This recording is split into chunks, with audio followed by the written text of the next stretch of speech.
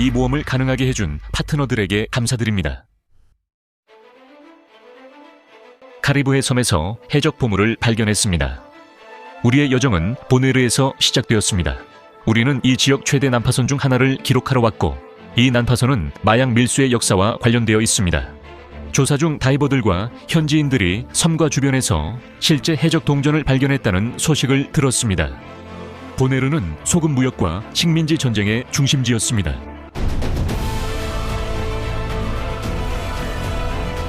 보네르의 바다는 수세기 동안의 비밀을 간직하고 있습니다. 오늘 우리는 여러분을 전설적인 힐마 후코호의 난파선으로 안내하고 우리가 발견한 보물을 공개하겠습니다. 수없이 많은 다이빙과 수백 년의 역사를 거쳐 40m 아래 우리의 손바닥 위에 있습니다. 경고. 이 다이빙은 고도로 훈련되고 경험이 풍부한 다이버들이 전문 장비를 사용하여 진행했습니다.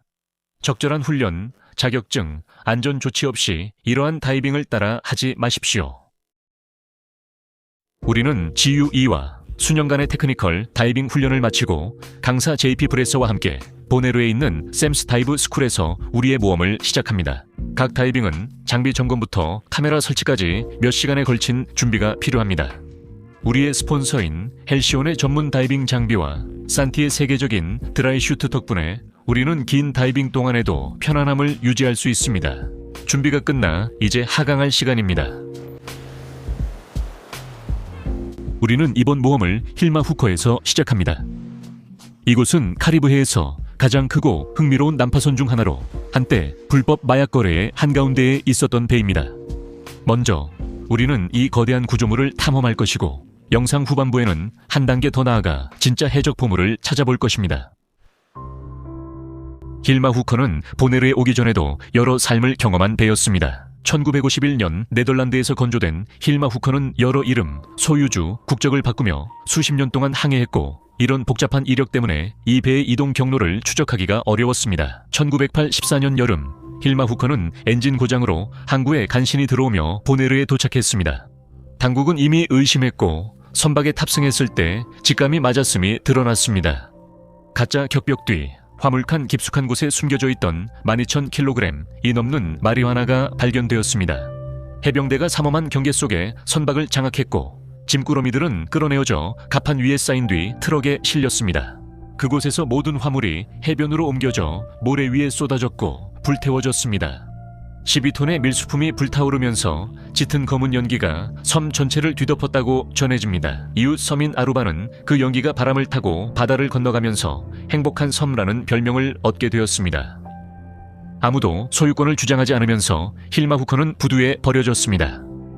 몇 주 후 배를 항구에서 끌어내기로 결정되었습니다. 만약 그곳에서 침몰한다면 대부분의 필수 물자가 그 바다를 통해 들어왔기 때문에 섬의 생명줄에 큰 재앙이 될 것이었습니다. 그래서 1984년 9월 12일 오전 9시 8분 정각에 배는 갑자기 기울어지더니 두 산호초 사이에 모래 경사면으로 침몰했습니다. 우연인지 의도된 것인지 힐마 후커는 마침내 마지막 안식처를 찾았습니다. 오늘날 이 배는 카리브해에서 가장 크고 유명한 난파선 다이빙 명소 중 하나입니다. 이제 다이빙의 바다 깊은 곳으로 내려가 봅시다. 20m 계속 진행하세요. 확인. 오케이, 저기 있습니다. 이 배는 악명 높은 마약 밀수선으로 길이는 72m에 달합니다. 여러분께 이 배의 모든 곳, 숨겨진 구석까지 안내해 보여드리겠습니다. 거의 아무도 본 적 없는 곳입니다.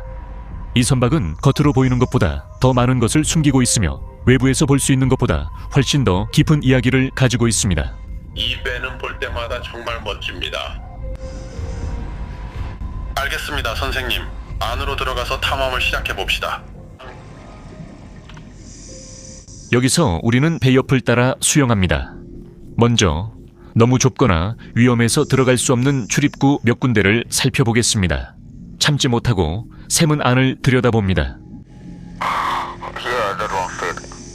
수년 동안 샘은 이 난파선을 자세히 탐험하며 11개의 출입구를 확인하고 기록했습니다. 이제 하나 보여드리겠습니다. 거대한 화물칸 안에서 여기가 선박의 주요 화물이 보관되던 곳입니다.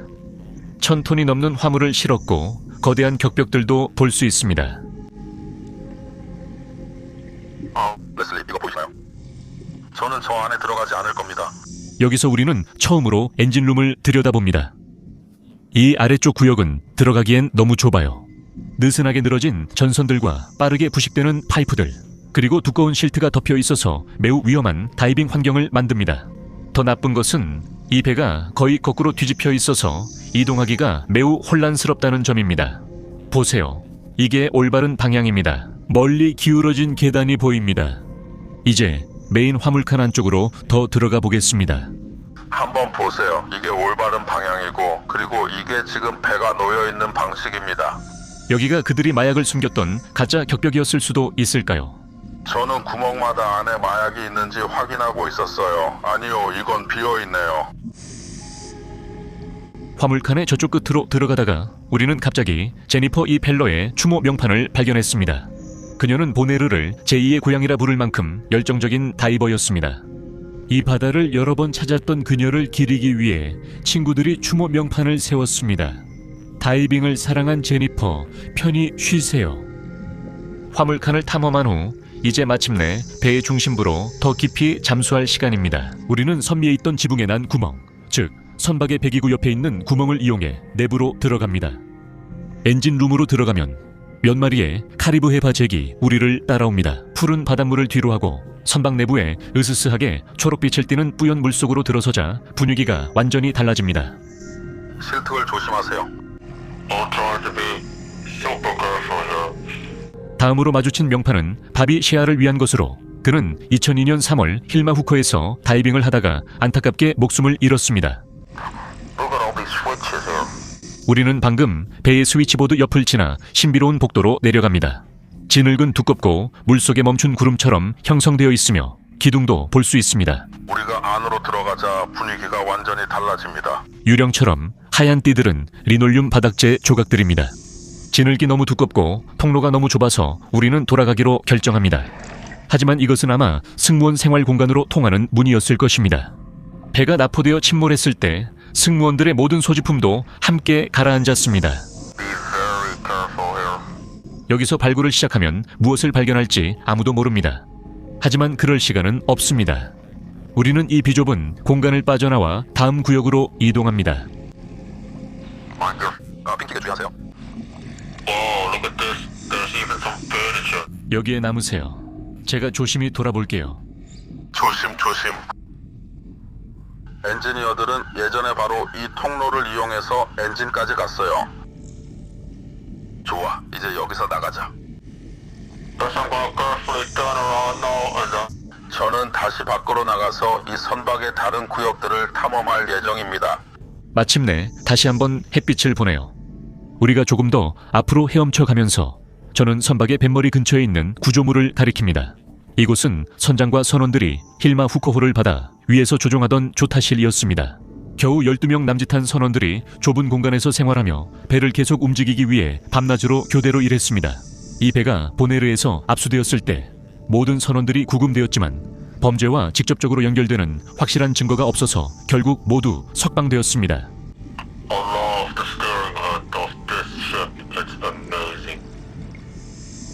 침몰하기 전에 현지 다이빙 전설인 브루스 바우커와 캡틴 돈 스튜어트는 힐마의 안전한 마지막 안식처를 마련하기 위해 각자의 팀을 모았습니다. 보네르는 독특한 이중 산호초 시스템을 지녔으며 처음엔 그 배가 두 번째 산호초 바깥 레크리에이션 다이버가 접근할 수 없는 깊은 바다에 침몰할 것처럼 보였습니다. 그들은 이것이 위험하다는 것을 깨달았습니다. 난파선의 매력이 경험이 부족한 다이버들을 그들의 훈련이나 장비가 허용하는 깊이보다 더 깊은 곳으로 유혹할 수 있기 때문이었습니다. 그래서 그들은 계획을 세워 보트로 힐마를 해안 근처로 끌고 갔습니다. 그래서 우리 소식통에 따르면 이것이 힐마를 침몰시키는 데 사용된 밸브들입니다. 위치에 도달하자 그들은 닷사스를 타고 배에 올라가서 직접 밸러스트 탱크 밸브를 열어 침몰을 가속화했습니다. 힐마는 마침내 30m 깊이 의 모래바닥에 가라앉았고 가장 얕은 지점은 불과 16m였습니다. 여기서부터 우리는 선미 쪽으로 이동해 한때 힐마 후커를 조종하고 움직였던 거대한 키와 프로펠러를 볼 것입니다. 좋아요. 아직 시간과 가스가 충분하니 여러분을 다시 한번 선수 쪽 선원 선실로 안내하겠습니다. 침몰할 때 생긴 틈을 통해 구조물 안으로 몰래 들어가서 원래 천장이었던 곳에 난 구멍을 통해 내부로 들어갑니다. 제가 지금 앉아있는 이 테이블은 선원들이 쉬는 용도로도 사용됐지만 더 중요한 것은 실제로는 정박할 때 사용할 무거운 밧줄을 감아두는 고정 장치였습니다. 반대편에서 같은 구획으로 들어가면서 우리는 아름다운 보라색 해면들을 지나 지금은 임시로 선미 가판이라고 부를 곳으로 내려갑니다. 잠깐만요, 레슬리. 뭐 하는 거예요? 신호가 오면 어쩔 수 없죠. 농담하는 거죠. 눈치 못 채신 분들을 위해 저는 선원 화장실을 쓰기로 했습니다. 우리가 배에서 올라올 때 이제 힐마를 집으로 삼은 연약한 산호와 해면 동물을 건드리지 않도록 조심합니다. 이렇게 우리의 다이빙이 끝났습니다. 다이빙 끝났으니 돌아가요. 저랑 샘은 방금 힐마 후코에서 나왔어요. 이게 마지막 다이빙인가요? 샘, 그런 것 같아요. 이제 거기서 모든 걸 다 끝낸 것 같아요. 짐을 채 다시 씻고 있어요. 완전히 지쳤어요. 이제 맥주 한 잔이나 그런 게 필요할 것 같아요. 그래요, 이제 맥주 마실 시간이네요. 옷 벗고 빨리 움직이자. 힐마 난파선을 완전히 탐험한 후 우리는 샘의 다이브 스쿨로 돌아와 다음 큰 모험인 보물찾기를 준비했습니다. 지금 당장 카메라를 설치하고 싶어요. 방금 이 웹페이지를 찾았거든요. 카메라 가져올 수 있나요? 최근 보네르에서 발견됐어요. 이 사람은 금속 탐지기를 들고 다녔어요. 그 사람이 그걸 다 보네르에서 찾았어. 응, 맞아. 이 모든 것들이 해변에서 발견된 거야. 그리고 알고 보니까 이건 7032년 스페인 레알 동전인데 일명 8레알 은화 중 하나로도 알려져 있어. 너도 캐리비안의 해적 영화에서 본 적 있을 거야. 이 섬에서 발견된 게 이거 하나만 있는 게 아니야.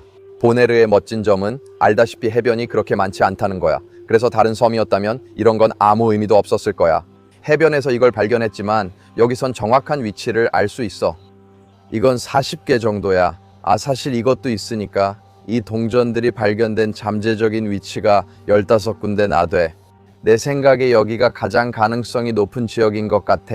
예전에 대부분의 배들이 여기로 들어왔고 이곳이 유일한 항구였거든.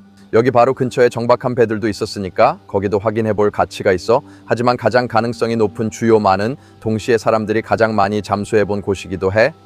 가장 멋진 건 이 동전을 해적 은화라 부른다는 거야. 내 생각에 이 동전들이 볼리비아에서 만들어졌기 때문이야. 알겠어. 그리고 많은 해적들이 해적 시대에 이 동전들을 훔쳤어. 15세기에서 17세기쯤에 이 동전이 해적들에게 가장 많이 도난당한 주요 동전이었지. 그래서 꽤 멋진 거지. 그리고 그들은 이 해변들에서 수십 개를 발견했어. 뭔가 우리가 뭔가를 찾을 가능성이 있을 것 같아. 나는 이미 물속에서 많이 찾아봤지만 나는 아무것도 못 찾았어. 힐마 아무것도 없어. 아무것도 없어. 하지만 그건 아주 유명한 다이빙 장소라서 당연한 거야. 그러니까 장비를 준비하고 뭔가 찾을 수 있는지 한번 가보자. 그래, 해보자. 가자. 우리는 지금 섬의 남쪽 가장 먼 지점에 와 있습니다. 그리고 여기가 바로 우리의 출발점입니다. 여기서부터 섬 북쪽을 향해 모든 해변을 탐색할 예정입니다. 우리는 16군데를 방문해야 하며 여기가 첫 번째 장소입니다. 이곳은 모든 노예 주택이 있던 자리라 매우 흥미로운 곳입니다. 보시다시피 저기 있는 모든 노란색 집들이 예전에 노예들이 살던 곳이었습니다. 샘은 벌써 탱크를 준비하고 있고 거의 다 됐습니다. 그래.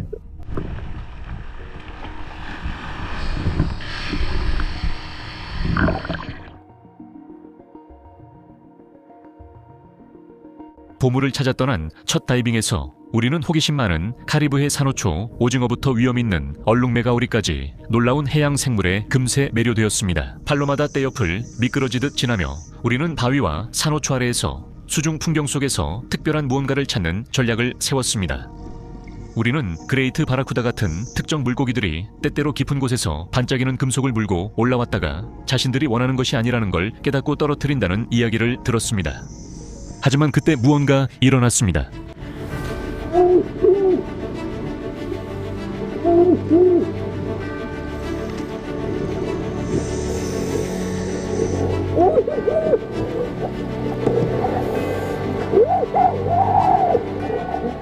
고래상어는 보네르에서 좀처럼 볼 수 없는 존재이기 때문에 이번 만남은 정말 특별했습니다. 저는 이번 처음으로 고래상어를 봤습니다. 오, 맙소사, 저게 바로 고래상어가 하는 행동이군요. 저게 바로 고래상어가 하는 행동이군요. 저게 바로 녀석이 하는 행동이에요. 제가 본 물고기 중 가장 커요. 내 인생 최고의 다이빙이었어. 세상에 진짜 최고의 다이빙이었어. 이 물고기들은 토종이 아니며 이런 일은 100만 분의 1 확률이에요. 아니요, 본 적 없어요. 정말 없어요. 세상에 가장 큰 물고기 중 하나이거나 가장 큽니다. 다이빙이 끝났어. 그래, 이제 더 볼 것도 없어. 이제 이 얘기를 해보자. 다음으로 넘어가자. 보통이었지. 그래서 그걸 얻긴 했지만 해적 보물은 여전히 찾지 못했고 우리는 남쪽에서 몇 번 더 다이빙을 했지만 운이 없었어.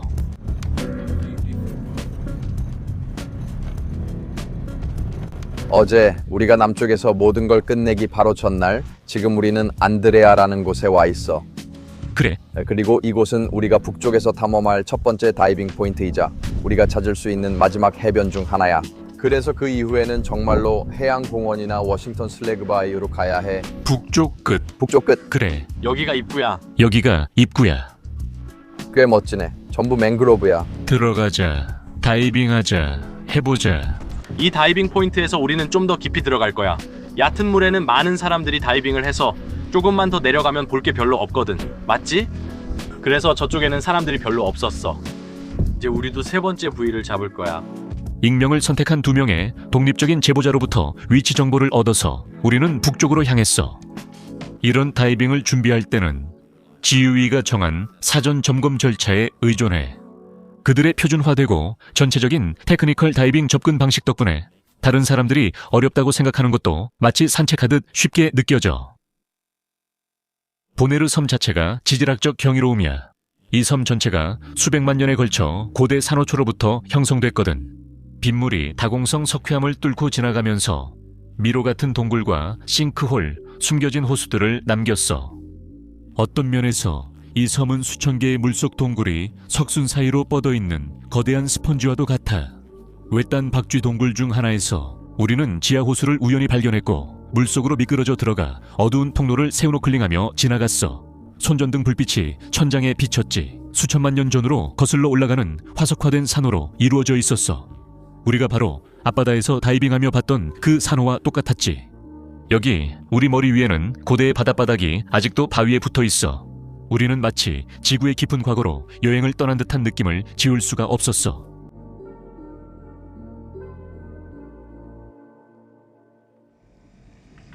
캡, 눈 크게 뜨고 잘 찾아봐. 나는 왼쪽을 살펴볼게.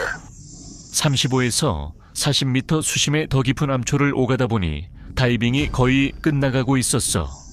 그런데 갑자기 샘이 뭔가를 발견하고 급하게 나를 불렀어. 레슬리, 뭔가 찾았어. 뭐야? 뭘 발견한 거야? Definitely something shiny over there. 응, 나도 뭔가 튀어나온 게 보여. 가서 확인해봐. 그게 뭐든지 반짝거려. 이리 와. 우리가 그걸 주울게. 내 손전등으로 그게 비치는 걸 봤어. 그래, 그거 은화야, 은화야.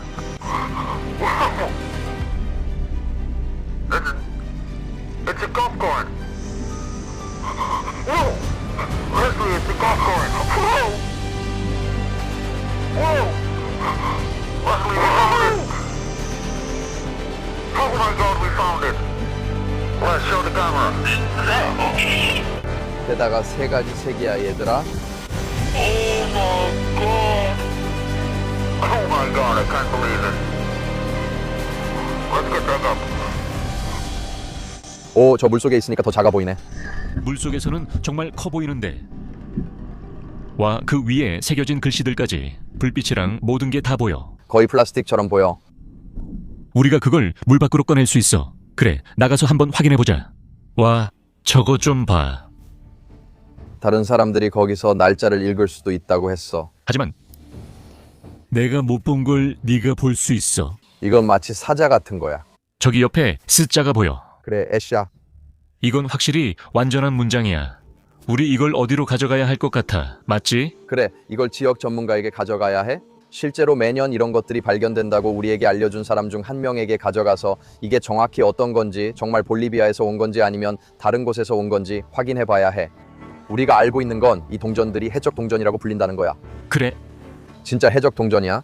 말도 안 돼. 이 동전들은 캐리비안의 해적 영화에 나온 팔레알 은화야.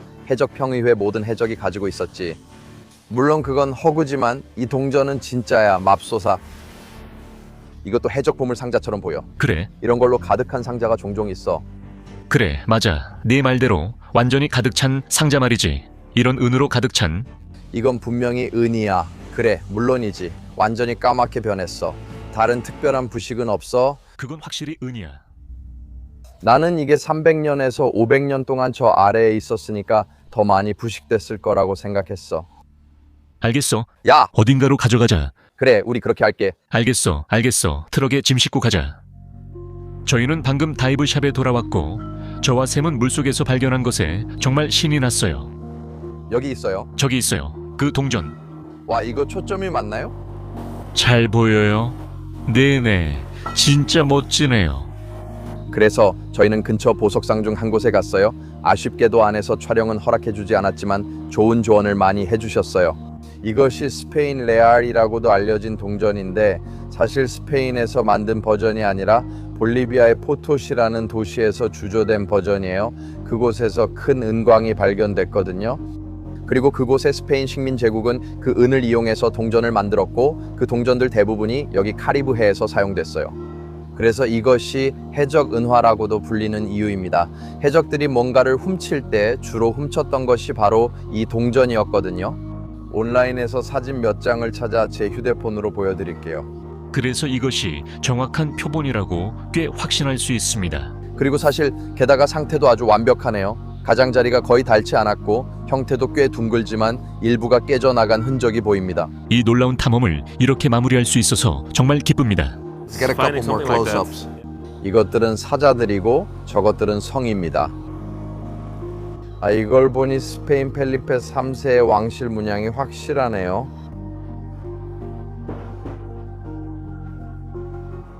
꽤 멋지죠? 멋진 물건이네요.